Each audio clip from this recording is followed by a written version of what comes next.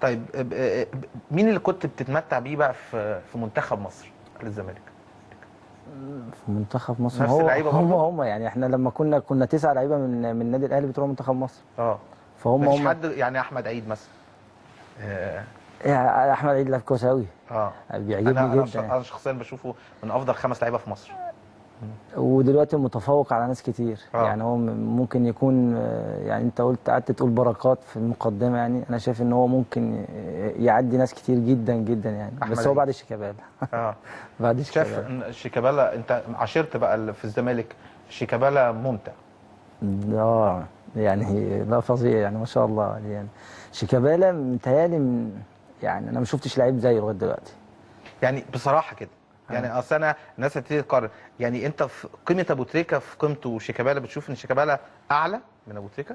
يعني انا شايف ان مثلا اعمل مقارنه ما بين ابو تريكه وحازم امام. اه.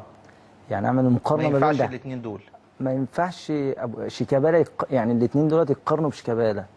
ياه. اه. شيكابالا اعلى. اه اعلى منهم ليه بقى يا كابتن؟ يعني شيكابالا ما شاء الله ممكن ياخد الكوره من اول الجون لاخر الجون، يجري بنفس القوه بنفس السرعه ورؤيته كمان كويسه، يعني اه. هو بيجري ممكن يبقى عاملها كده. بس ابو تريكه عنده الحته دي برضه، بس بس عنده مش حته نفسه. رؤيته.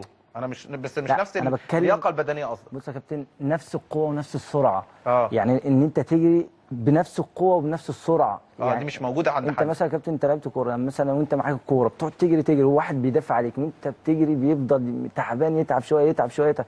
لا ما شاء الله شيكابالا لا. امم.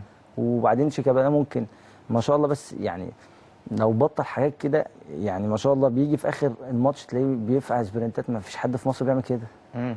بيجري سبرنتات جامده امم. ما شاء الله يعني. يعني انت شايف ان شيكابالا لا يقارن باي لعيب في مصر؟ اه يعني انا ما شفتش حد. يعني انا شفت حتى عبد الستار صبري اللي هو مهاري قوي، امم. مش لا مش نفس ستايل شيكابالا. يعني شيكابالا ممكن تحطه في حته كده طب طب حسين ياسر. والثعلب. امم. حسين ياسر ده يعني لعيب جامد قوي، بس مشكلته بقى دماغه، يعني دماغه المود بتاعه، ممكن المود دلوقتي كويس يطلع لك احسن كوره، المود بتاعه مش كويس ما يطلعلكش احسن كوره. امم. ف يعني انا حسين كنت قاعد اقول له، يعني انا وانا نازل الملعب اقول لهم انت وشيكابالا وجعفر لو انتوا كويسين احنا هنبقى كويسين.